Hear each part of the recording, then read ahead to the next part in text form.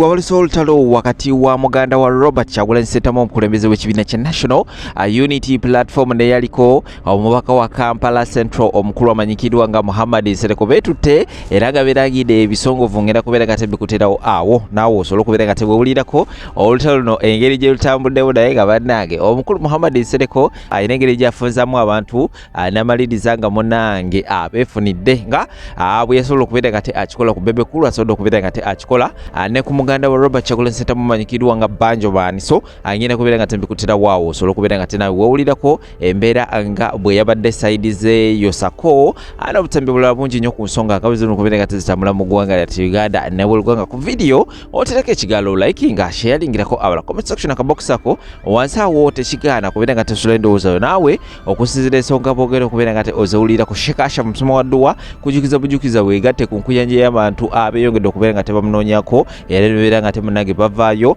nga bafunye ebyo byennyini byagendayo okubeera nga temunange bamunoonyezaako so naawe abeera nga omufuna ku namba z'essimu zino okubeera nga tezitawo wansi ku stickers buli kimu akijja kubeera nga tekitambula bulungi nnyo malidadi sana ate bwemugamba nti nvudde wa Fahadi ajja kubeera nga tabikolerako ku bbeeyi layisi subscribing akade ka notification bell kakoneko kajja kubeera nga tekakwalatinga buli wenaaba ndese vidiyo kamere kate ankuwa ensonga zino ate oluvannyuma zijje n'amawulire amalala mangi nnyo temubaawo oli musiraamu osobola okugamba Allah nti Allah bw'oba oyagala mbeere bulungi n'abaddu bo mbayise bulungi olina okukola booti ne booti ne booti ne booti okitegeera Allah tawakanyizibwa okitegeera that is the setup okay mulungi gyali atubulesinga atuwa emaali atuwa abakazi atuwa buli kimu okitegeera tawakanyizibwa but negotiations zizini ekigambo negotiations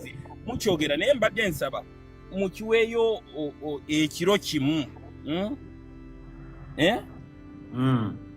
okirowoozeeko otera nnyo okulambulula ebintu ebyo olambulule bulungi negotiations na biki ebiri expected okube ne tooki mu imbalances eziriwo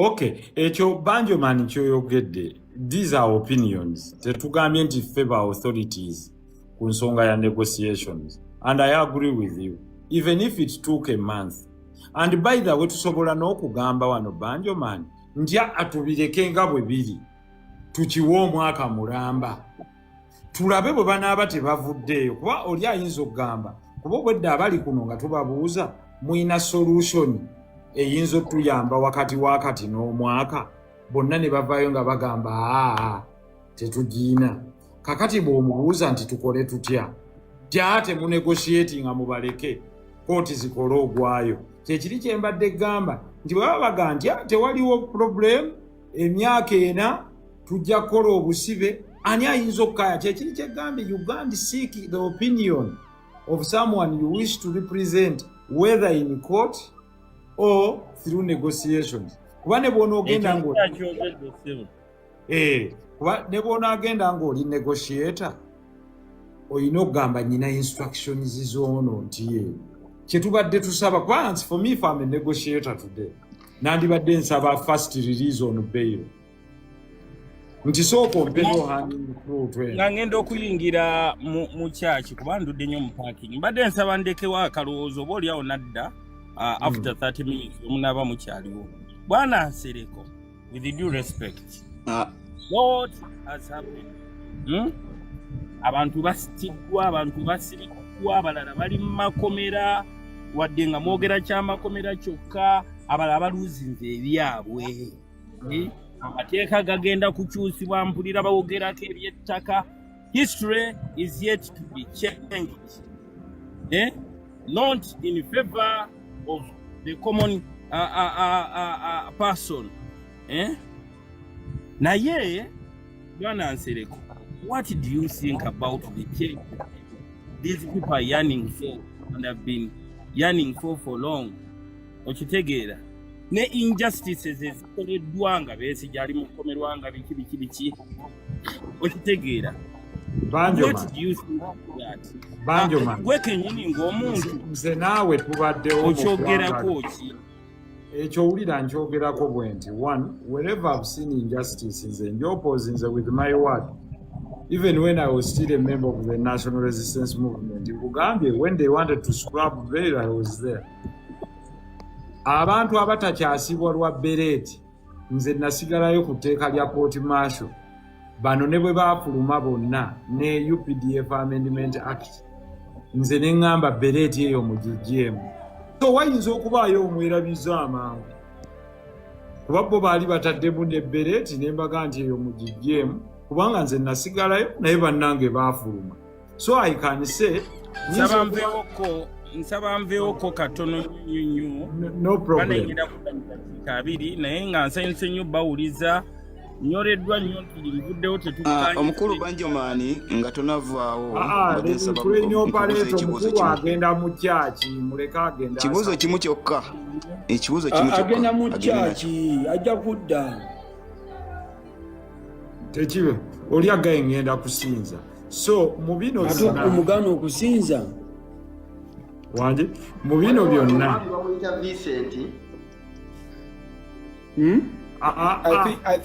I think isaba kuteesaako olindako katono oyo tomuwa makulu kubanga obwedda kyaliko kuvuma bantu naye kirungi atwongerako buli bwalaba akumbugamba ng'eri waggulu.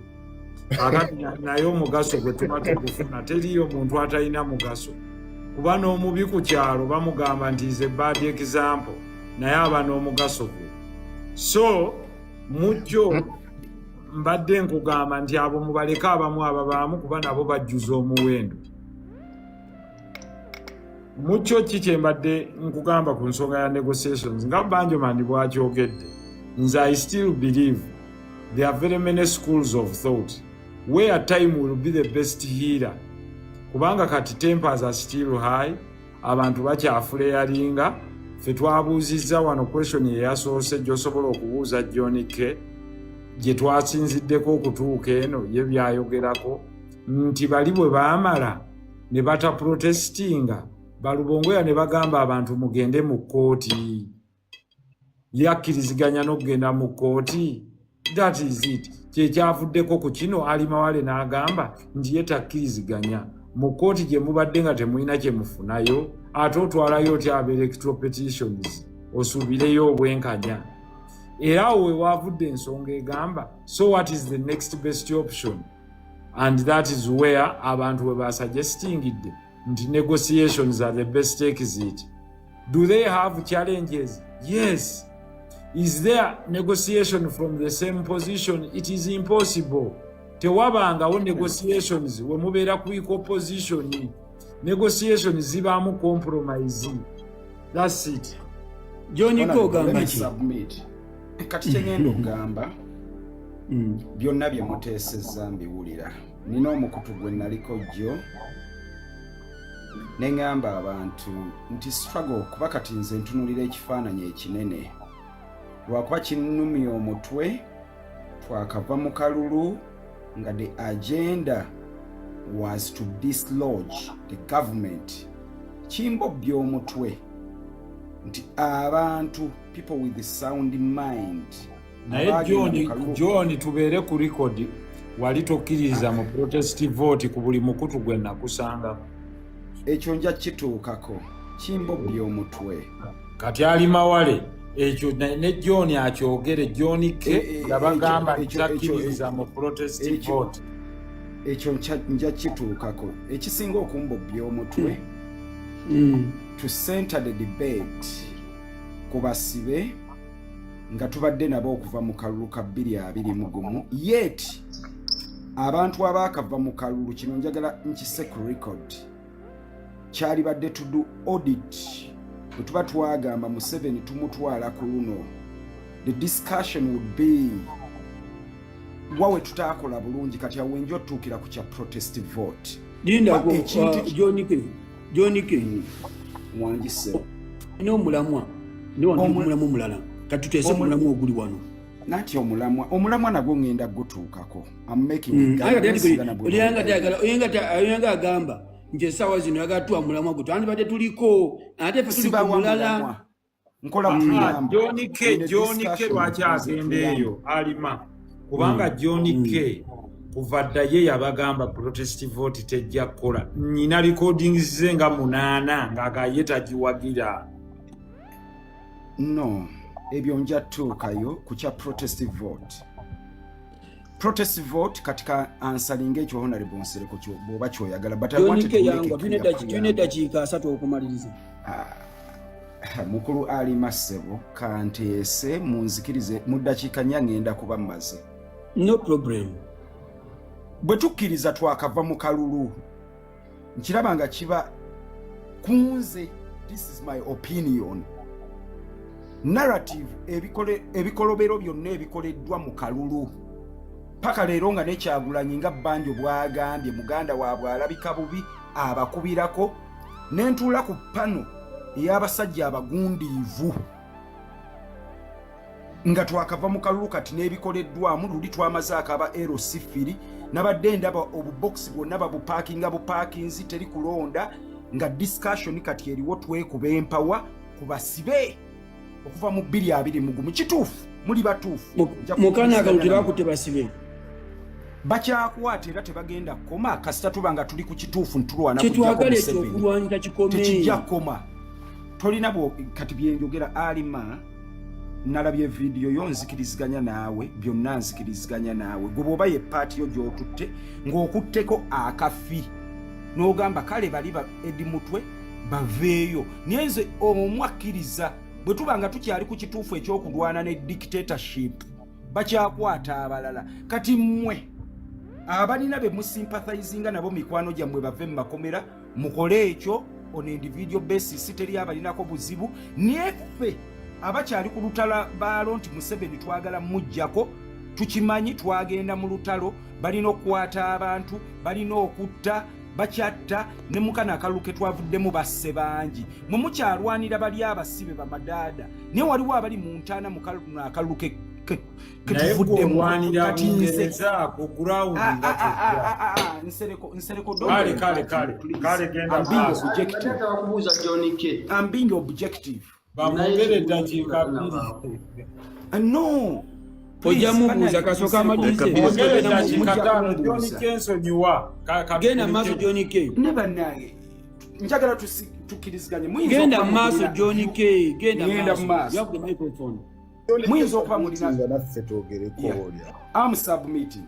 I'm of the view nti nkiraba timely abasibe tebabaddewo leero nti alima wategeddeko nti bamache tebabaddeyo emyaka kati giringa 6 but I'm of the view and the timing ku injustices ezibadde mu kalulu kana akaliwo nga 15 paka leero nga amaje gakyali buli wamu wadde bannayuganda bazzeeyo okukola emirimu gyabwe I would be nja kuba nsitupinze tullo okutandika okusiiga ekifaananyi nti buli kimu kyazze ku normalite katujjeyo abasibe yet ebikolobero ebikoleddwa ne mukana akalu akabaddewo mbisiige ettaka ebyo mbilage tewali kibi kyonna kigenda mu maaso ndage business as usual munnange tuddeyo katuteese bajjeyo ku basibe ekyo oli bw'ava eri n'agamba we are trying to divert abamutuufu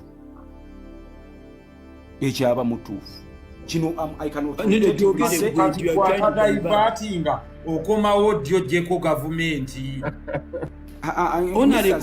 Honorable njagala yenyini akyogere John K, don't be afraid kyogere we are trying to divert kyogere muleke alimawale ulira agambye akanya n'oli kitegeeza naye akyogedde atubuulire option zayina 1 lwaki mugambye nti ono yawakanya protest vote kitegeeza yayina alternative endala alternative gigyoyina ejjako gavumenti eno protest vote tewagiwagira owoza moditinge kalulu kokenyini wali ogamba akagendako kagenda kubeera shamu kuba bino bigambo byo kakati ate oli wano ogamba nti abayogera bino ebya negotiations baba ku diversion oba nti baba bali ku byawo kakati gwe mukulu operatingira London ennyonyi etwala $750 ennyonyi za rais I respect you, don't reduce the debate to that level. Oh, no, it's not reducing. It is you reducing our discussion to the level nti ffe tuogera biri inconsequential kati gwaine ekiri consequential olinya dde ennyonyo gye Honorable Nsereko, with due respect. Apart from that, tosobola kujja n'ogamba kanfuneko akadde banange nangeteeseko lindako kwenobaleta ono katumuguse akiikiridde banne wano mbadde njagala mubuuza abamu ku banne batuule eyo mu bufoofo London ne banyumya emboozi y'emu kakati gwe bwana John K ojja ddi oteeke mu nkola ebyo by'oyogera. Honorable Nsereko, with due respect, sigenda kosa lulimi lunafuya machi azogezaako kudukosa njagala tubeere neddamu ekibuuzo ow'ekitiibwa John kale kambuuze for avoidance of doubt olw'abawuliriza okutegeera wuliriza oli Uganda. Honorable Nsereko, that's too oli Uganda. The question is, are you in Uganda? Gamba yo banedda nze buuza nze. Oli Uganda. Damu ekibuuzo kotagala. Oli Uganda yeso ne Lukikayire. Twongulira amama Mbabazi na Lukikayire. Twogamba we bombe nalemu. Bali mu nsiko. Jonike oli Uganda yesu Uganda then bagende Nairobi ne Sweden. Apart from what you're saying, uliriza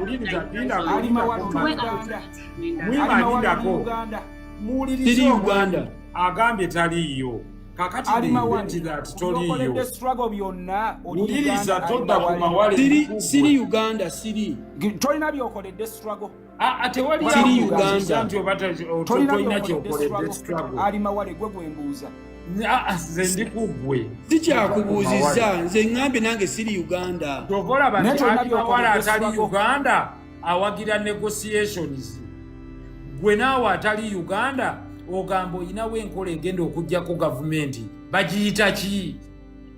Okay, kankuddemu kati musirike tugende mu maaso. Enkola wakwotinze ku protest vote. Protest vote nali njikiririzaamu naye nagamba ke esembayo wagiwakanya erino ke esembayo nagiwakanya kuba tulina okuba n'abajulizi nga bano betu celebrating ab'ennamugongo because we are fighting a dictatorship. Nengamba message ebeere clear to preparing abantu emitima gyabwe nti si byakuwanika buwanisi flag balina okwenganga okufa. Ekyo nali clear about that and that's a fact. That's a fact. So ogamba abantu bagende bafe balina okufa ate Museveni bwe yagenda mu nsiko tebaafa eruweero. Kakati gwe ng'otidde nnyo lwaki tetutandikira ku gwe n'ojja n'ofa vaayo London ojja ofe. That's why I disagreed with it. Bwe nalaba nga nze siri ready kufa nengamba bwe tubanga abantu abamu tebali ready kufa ekyo kikuzeemu ebibuuzo byange bikomyawo omusajja ne kuzeera eddakiika 2 komaze n'oyanika mu ttaka. nagamba Kureni yokalenda no Wanjisebo ali mawale deka amalirize Jonike goddako deka Jonike amalirize goddako kamalirize kubanga gadde okudda mu Nsereko ebigambo byange byali clear ku protest vote era ne mbaleetera akagero ak'okulima ne mbaleetera abajulizi b'ennamugongo until the message ngestakinze mu mitima gy'abantu kuba bwe tugamba nti Museveni dictator balina emmundu buli wamu kitegeeza Jonike njagala closing live eno nanti onjogereramu bwe tugamba nti abantu balina okukalwanirira balwanirira bali be balwana nabo balina emmundu kitegeeza omusaayi gulina okuyiga. Jonike oyagala ani abaafa Mama wange agambye ye tali ready kufa ama Crane baako submission gyowa ajali makusaba kutuwa kazindaalo kasoke mpe Crane bambi kasoke mpe Crane bambi Crane wa 2 minutes neyanza kumaliriza bambi neyanziza moderator neyanzege Jonike muli basajja Honorable Muhammad Nsereko nkwagala nnyo yadde ng'ombuzeeko ebbanga ddene. Lindako katono. Kakati ngenda kusooka Jonike yemaze publika kooti no further questions to ask Bwemba lawyer. Ngenda kusooka n'abasajja bange banabamu Jonike agambye kano ye yali yeetegese wabeereyo abali 10 abalina okufa ye ng'ali London ali ku McDonald's alya chips and burger. Abalungi abatuwuliriza era abatulaba olunaku olwaleero tukyaddeko ewa Sheikh Ashraf Dembe. Sebo nsanyusa okubalaba. Amannya agange nze Sheikh Ashraf Dembe akola ku bizibu by'enjawulo. Omuntu singa aba alina ebirwadde musomereddwa tumuwa amazzi ga lukuya nga bw'obadde ogalaba tugenda abantu ku kyoto ne twokya emizimu emibi egibabaamu n'okulomba edduwa abantu singa abeera ng'ali wano atuuse sobola okumulombera edduwa ne waba atatuuse nga mpadde amannya ge naye ng'ali wala neetaaze ennamba yange yeeno eri 0707363711 nammwe bannyinaffe abali ebweru oyagala okuba nti oyagala okulombera ku dduwa ng'olina ebizibu viza zibuze amaka gakolongotana sente zikola zimpita mu ngalo ojja kumpeereza ekifaananyi kyo n'amannya go ebyo byokka bijja kummala nja kukulombera edduwa ojja kutereera olunaku olusembayo mu mwezi mba n'edduwa eyawamu ffenna n'abalwadde bange abakadde n'abapya. Salaamu alaikum warahmatullahi wabarakatuh.